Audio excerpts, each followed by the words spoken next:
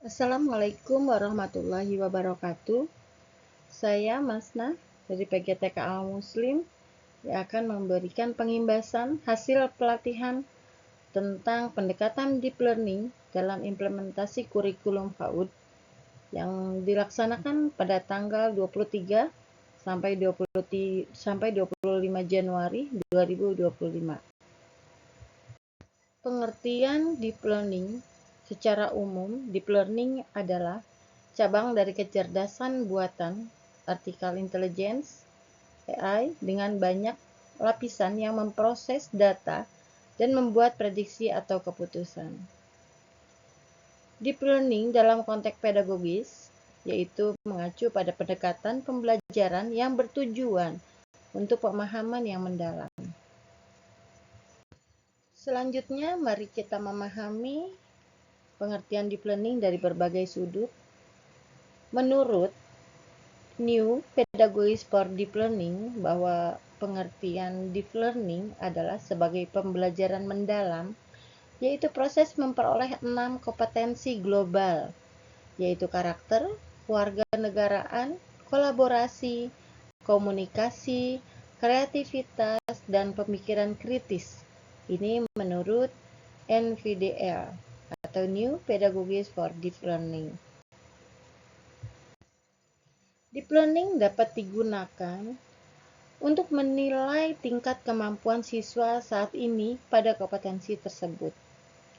Deep learning juga dapat membimbing desain tugas pembelajaran mendalam untuk membawa siswa ke tingkat pertumbuhan berikutnya. Juga dapat mengukur pertumbuhan siswa dalam kompetensi tersebut. Menurut NVDL, peran guru dalam pembelajaran mendalam itu memiliki peran yang sangat penting. Ada 3 peran guru dalam pembelajaran mendalam, yaitu guru itu sebagai penggerak atau aktivator. Hal ini dapat dilakukan guru yaitu menetapkan tujuan pembelajaran yang menantang dan memberi umpan balik yang efektif pada siswa. Yang kedua, guru sebagai pembentuk budaya atau cultural builder. Guru dapat membangun budaya kepercayaan dan inovasi dalam kelas. Yang ketiga, guru itu sebagai kolaborator, yaitu guru dapat berinteraksi dengan siswa, dengan keluarga, dan juga dengan rekan sejawat untuk memperkuat pemahaman. Selanjutnya, pengertian deep learning menurut Puskurjar, yaitu sebagai pembelajaran mendalam, pendekatan yang memuliakan dengan menekankan pada penciptaan suasana belajar dan proses pembelajaran yang berkesadaran. Mindful bermakna meaningful dan menggembirakan joyful. Melalui olah pikir intelektual, oleh hati, etika, olah rasa, estetika, dan olahraga kinestetik secara holistik dan terpadu. Di sini kita dapat pahami bahwa pengertian deep learning menurut Puskurjar difokuskan kepada 3 aspek, yaitu proses pembelajaran itu fokus kepada proses pembelajaran berkesadaran mindful, juga bahwa proses pembelajaran itu harus bermakna meaningful, dan belajar itu pun harus menggembirakan joyful. Bagaimana guru menerapkan mindful learning di kelas? Yang pertama, guru perlu menciptakan kategori baru secara terus-menerus.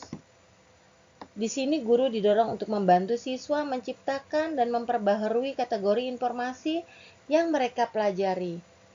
Daripada hanya menghafalkan fakta secara kaku, hal ini dapat dilakukan dengan mendorong siswa untuk melihat informasi dari berbagai sudut pandang dan mencari koneksi yang lebih luas. Kemudian, guru perlu menyajikan informasi secara kondisional. Dalam pembelajaran mindful, informasi yang diajarkan dengan cara yang bersifat kondisional, misalnya dengan menggunakan kata-kata frasa, seperti guru dapat menggunakan kata bisa jadi atau seringkali, alih-alih memberikan jawaban absolut. Hal ini memungkinkan siswa untuk memahami bahwa ada lebih dari satu cara untuk mendekati suatu masalah. Yang ketiga, guru perlu menumbuhkan kesadaran akan konteks. Guru didorong untuk membantu siswa memahami bagaimana suatu informasi dapat berubah berdasarkan konteks yang berbeda. Dengan cara ini, siswa belajar untuk menerapkan pengetahuan mereka dalam berbagai situasi dan tidak hanya bergantung pada satu pendekatan yang tetap saja. Yang keempat, mendorong kreativitas. Guru perlu mendorong kreativitas dalam pembelajaran. Guru dapat mendorong siswa untuk menggunakan informasi yang dengan cara yang inovatif dan kreatif. Misalnya dalam sebuah eksperimen yang dijelaskan dalam suatu buku, siswa diajarkan dengan pendekatan mindful itu cenderung menggunakan metode alternatif dalam pemecahan masalah dibandingkan dengan mereka yang diajarkan dengan pendekatan tradisional. Yang kelima, meningkatkan keterbukaan terhadap informasi baru. Pembelajaran mindful melibatkan sikap terbuka terhadap informasi baru dan perubahan. Di sini guru harus mendorong siswa untuk bersikap fleksibel dan menerima gagasan baru, sehingga mereka tidak terjebak dalam pola pikir yang kaku. Yang keenam, guru perlu menggunakan pembelajaran sidewise. Guru dapat menerapkan strategi pembelajaran lateral atau sidewise learning yang mendorong eksplorasi dan variasi. Daripada hanya mengikuti metode pembelajaran konvensional yang kaku, pendekatan ini membantu siswa untuk tetap waspada terhadap perubahan dan proses belajar lebih dinamis dan menyenangkan. Selanjutnya kita pahami tentang pembelajaran bermakna, yaitu meaningful learning, yaitu mendorong siswa mengaitkan konsep baru yang akan diajarkan dengan konsep yang sebelumnya yang sudah mereka pahami. Meaningful learning adalah pembelajaran yang menghubungkan pengetahuan baru dengan konsep relevan yang telah diketahui. Pengetahuan baru harus berinteraksi dengan struktur pengetahuan pembelajar. Kemudian kita akan melihat perbedaan proses pembelajaran bermakna dengan proses pembelajaran mekanis. Proses pembelajaran bermakna, siswa menghubungkan konsep baru dengan pengetahuan sebelumnya, sehingga informasi baru menjadi bermakna dan terintegrasi secara koheren dalam struktur kognitif siswa. Kemudian proses utama dalam pembelajaran bermakna itu meliputi rekonsiliasi integratif, yaitu integrasi konsep baru ke dalam struktur kognitif yang sudah ada untuk memperkuat pemahaman. Kemudian diferensiasi progresif, yaitu pemisahan dan klarifikasi konsep yang lebih rinci untuk memahami hubungan antara elemen pengetahuan. Sedangkan pembelajaran mekanis, pembelajaran ditandai dengan penghafalan informasi secara dangkal tanpa mengkaitkan dengan pengetahuan sebelumnya. Kemudian pembelajaran mekanis juga seringkali bergantung pada pengulangan dan hafalan, tetapi cenderung memiliki daya retensi yang lebih rendah dan pemahaman yang terbatas. Ini adalah perbedaan proses pembelajaran bermakna dan mekanis. Selanjutnya adalah konsep joyful learning atau pembelajaran yang menyenangkan, pembelajaran yang menggembirakan, yaitu menekankan pentingnya emosi positif dalam proses pembelajaran.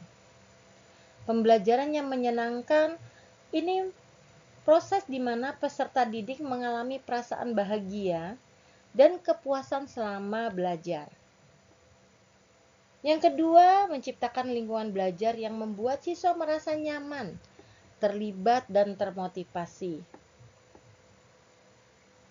Dengan berinteraksi dengan konten yang bermakna dan komunitas yang mendukung, ini akan menjadikan siswa memiliki rasa ingin tahu yang tinggi, berinteraksi dengan baik, dan memiliki motivasi yang tinggi dalam proses pembelajaran.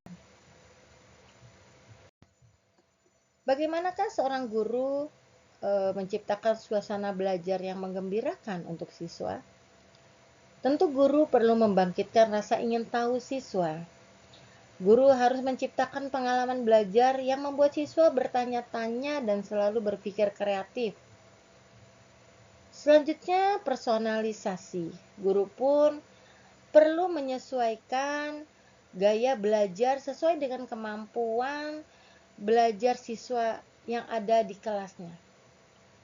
Tentunya setiap siswa memiliki gaya belajar yang beragam dan ini perlu dimiliki kemampuan oleh guru bagaimana menerapkan gaya belajar yang beragam bagi kemampuan siswa. Kemudian koneksi yang dalam kehidupan nyata. Pembelajaran itu harus relevan dengan pengalaman siswa sebelumnya dan juga dikaitkan dengan kehidupan nyata siswa. Kebaruan.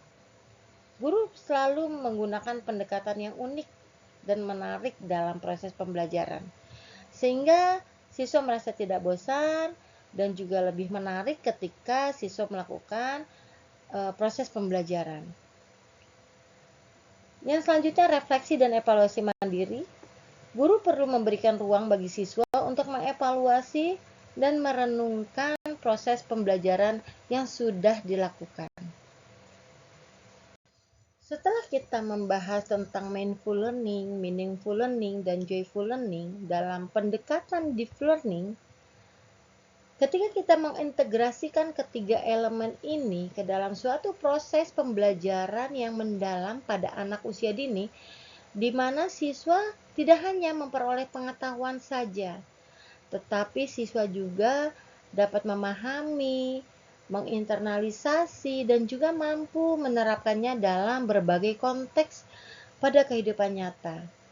Dan ini tentu adalah proses yang memang harus dilakukan ketika kita menerapkan pembelajaran pada anak usia dini.